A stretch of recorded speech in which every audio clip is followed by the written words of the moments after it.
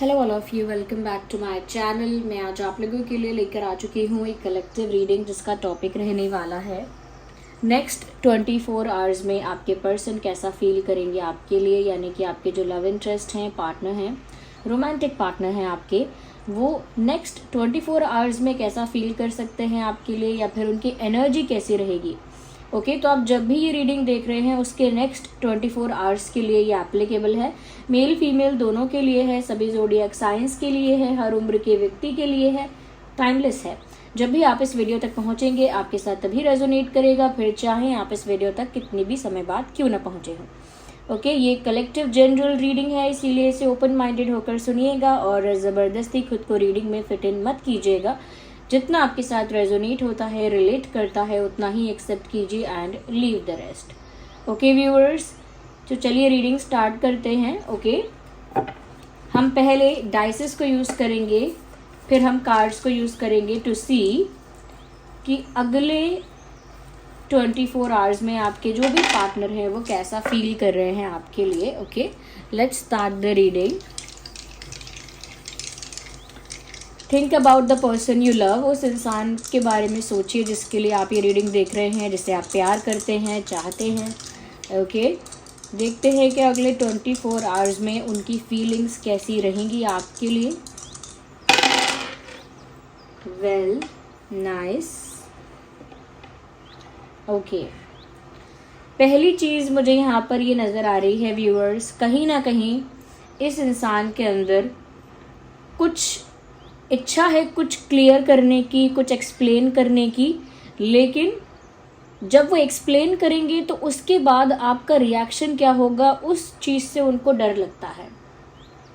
या so they have something in their mind from a very long time. बहुत दिनों से उनके दिमाग में कोई बात है, उनके दिमाग में कोई चीज़ है और वो बात वो आपसे कहना चाहते हैं, क्लियर करना चाहते हैं, या फिर जस्टिफाई करना चाहते हैं, एक्सप्लेन करना चाहते हैं। मतलब किसी चीज़ की सच्चाई आप नहीं जानते हो व्यूअर्स, और वो उस चीज़ की सच्चाई आपके सामने लाना तो चाहते हैं।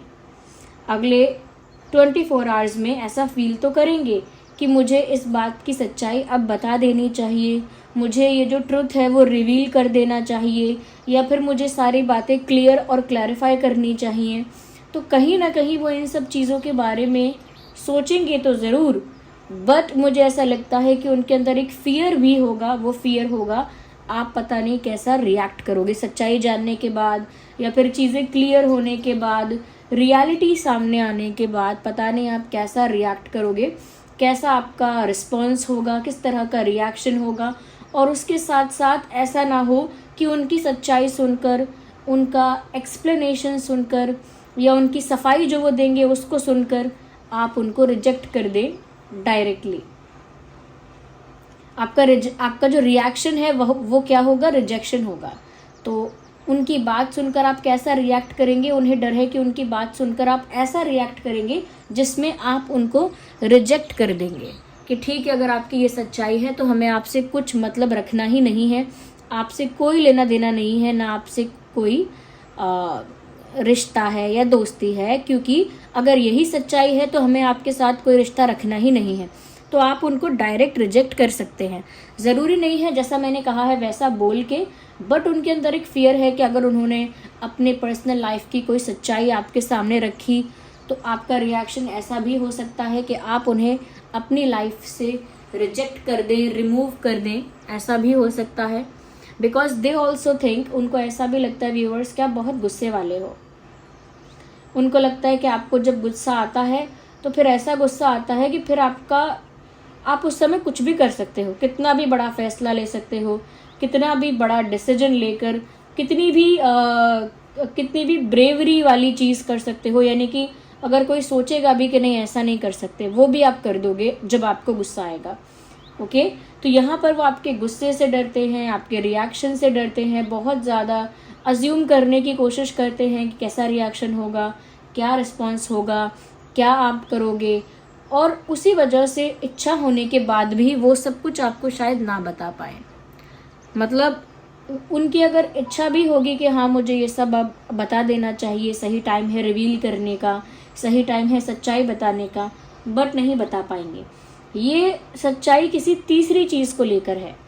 ओके, आप हो, वो हैं, बट एक तीसरा कोई और है, या तो वो तीसरी कोई सिचुएशन है, या वो तीसरी कोई प्रॉब्लम है, या वो तीसरा कोई पर्सन है, बट उसकी सच्चाई है यहाँ पे। ओके, मैं इतना भी क्लियर कर देती हूँ कि ये जो सच्चाई रिवील करना चाहते हैं वो किसी थर्ड के बारे में है, थर्ड व्हील, थर्ड पार्टी और थर्ड पर्सन, किसी तीसरे के बारे में है। ओके, और वो डर की वजह से रिवील चाहकर भी नहीं कर पाएंगे अगले 24 घंटों में, मुझे ऐसा लग रहा है। Because I can clearly see this person has 2 ways और 2 डायरेक्शंस और 2 ऑप्शंस। मुझे दिख रहा है कि इस इंसान के पास 2 दिशाएं हैं जाने के लिए, 2 रास्ते हैं, 2 ऑप्शंस हैं। यस, इनके पास चॉइस है। अभी आपको बताएं या ना बताएं कि इनके पास चॉइस है, वो अलग बात है, बट आई कैन सी कि इस इंसान के पास चॉइस है। नेक्स्ट 24 आवर्स में भी इनके पास चॉइस है, ये दिख रहा है साफ। और मुझे लग रहा है कि उसी किसी प्रॉब्लम को लेकर या उसी किसी थर्ड पर्सन को लेकर ये आपसे कुछ कहना चाहते हैं, बट ये ऐसा नहीं चाहते कि आप इनको रिजेक्ट करें। ओके, चाहे इनके पास चॉइस है, पर इसका मतलब ये नहीं कि वो किसी और को चूज़ करना चाहते हैं। वो एक्चुअली किसी को चूज़ करना चाहते हैं ऐसा नहीं है, क्योंकि अगर वो किसी और को चूज़ करना चाहते होते या चाहती होती तो फिर आपके रिजेक्शन से क्यों डरते? फिर तो खुश होते कि ठीक है आपने रिजेक्ट कर दिया, वैसे भी उन्हें कोई और पसंद है। ऐसा तो नहीं है, आपके रिजेक्शन से डर रहे हैं। आपके सामने सच्चाई आएगी तो आप पता नहीं कैसा रिएक्ट करोगे, उस चीज़ से डर रहे हैं। और उनके पास 2 ऑप्शंस रहे हैं पहले, या थे या हैं, वो बात कहीं ना कहीं वो कॉन्फिडेंटली एक्सप्रेस नहीं कर पाएंगे, या वो कॉन्फिडेंटली इस बात को आपके सामने नहीं रख पाएंगे, ऐसा मुझे यहाँ पर लग रहा है।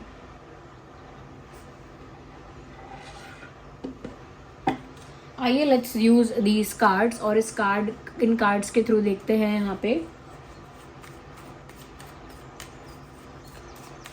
कि और कैसा फील कर रहे हैं वो फॉर द नेक्स्ट 24 आवर्स।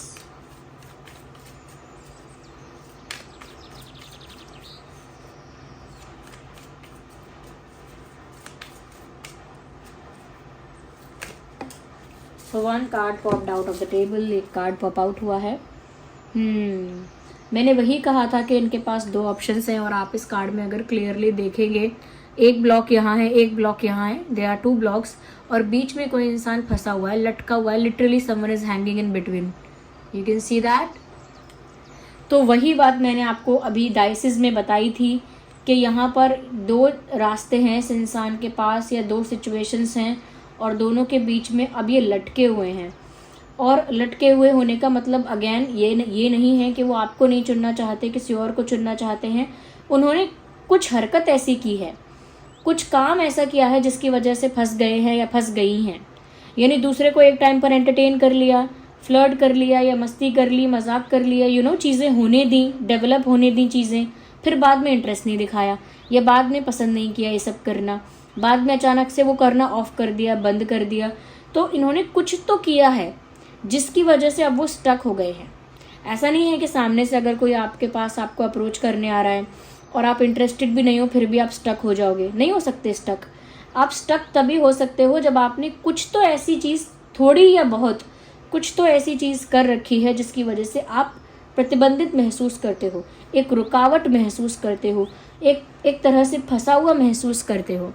तो उस वजह से मैं यहाँ देख पा रही हूँ कि ये लिटरली अगले 24 आवर्स में बिल्कुल ऐसे ही स्टक फील कर रहे हैं। ओके,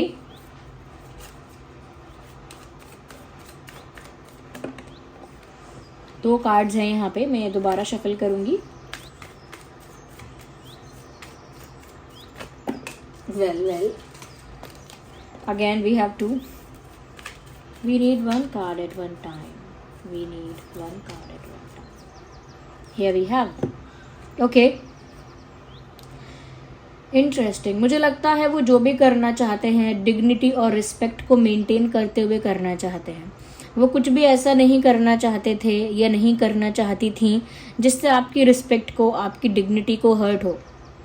ओके, जिससे कहीं ना, वो कुछ भी ऐसा नहीं करना चाहते जो मॉरली इनकरेक्ट है, जो मॉरली गलत है। ओके, तो ऑफ कोर्स चीट करना मॉरली गलत है, वैसे भी गलत है, मॉरली क्या, एथिकली हर तरह से गलत है। ओके, या फिर एक पार्टनर के होते हुए दूसरे पार्टनर को एंटरटेन करना, दूसरे पार्टनर को एंटरटेन करना या अलाउ करना भी, ऑफ कोर्स आपने एक्सेप्ट नहीं किया किसी का प्रपोजल, ऑफ कोर्स आपने अफेयर नहीं किया, डेटिंग नहीं की, लेकिन आपने अगर अलाउ भी की हैं चीज़ें तो स्टिल वो मॉरली करेक्ट नहीं है।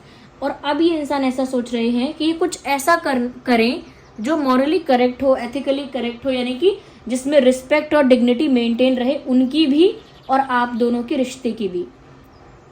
अब ऐसा क्या कर सकते हैं? अगर सच्चाई सामने रखेंगे तो वो तो साफ हो ही जाएगा कि जो उन्होंने हरकत की थी वो मॉरली और एथिकली करेक्ट नहीं थी।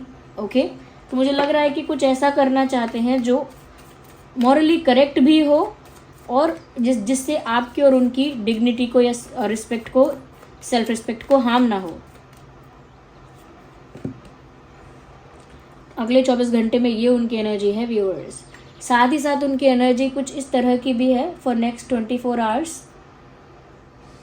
ऐसा भी दिख रहा है व्यूअर्स कि ये जो इंसान है खुद ही विक्टिम फील करेंगे, या विक्टिम कार्ड प्ले करने वाली बात जो होती है, खुद को विक्टिम फील करना, कोई भी सिचुएशन हो अपने आप को उसका विक्टिम बना लेना कि मेरे साथ ही गलत हो रहा है। इसमें भी कि बड़ी से बड़ी सिचुएशन में किसी के साथ भी कितना भी गलत हुआ हो, उसमें अपने आप को विक्टिम देखना कि मेरे साथ गलत हो रहा है।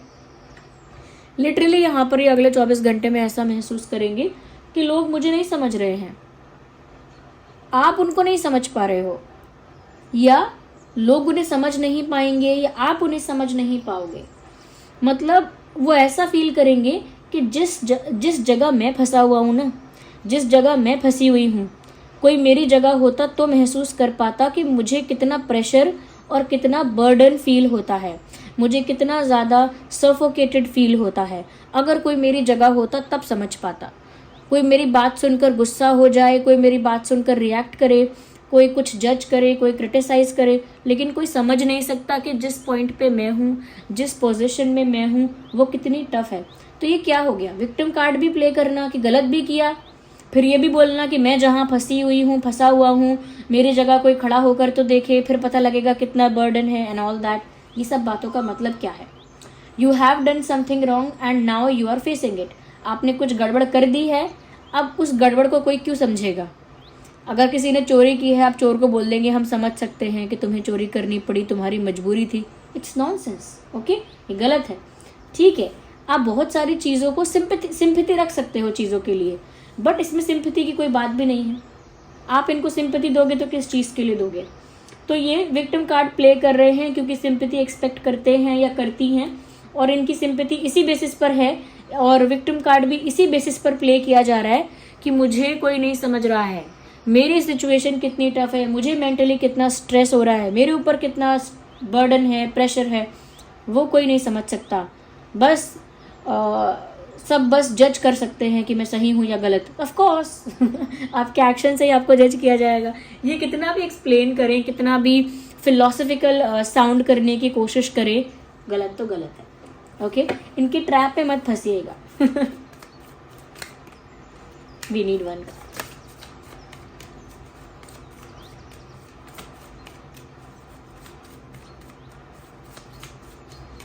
One more card. आप लोगों का रिश्ता तो लेकिन व्यूअर्स मुझे लगता है कि आत्माओं का है। स्पिरिचुअल बोलने वाली थी मैं। आप लोगों का रिश्ता जो है मुझे लगता है स्पिरिचुअल है, आत्माओं का है, यानी कहीं ना कहीं ये कनेक्शन जो है वो सोलफुल कनेक्शन है, और आप लोग एनर्जेटिकली या सोलफुली एक दूसरे से जुड़े हुए हैं, कनेक्टेड हैं। आपकी एनर्जी, आपके वाइब्रेशन वो फील कर पाएंगे अगले 24 घंटों में, उनकी एनर्जी और उनके वाइब्रेशन कहीं ना कहीं आप फील कर पाओगे। एक्सचेंज होगा एनर्जी का, क्योंकि आप लोग कनेक्टेड हैं।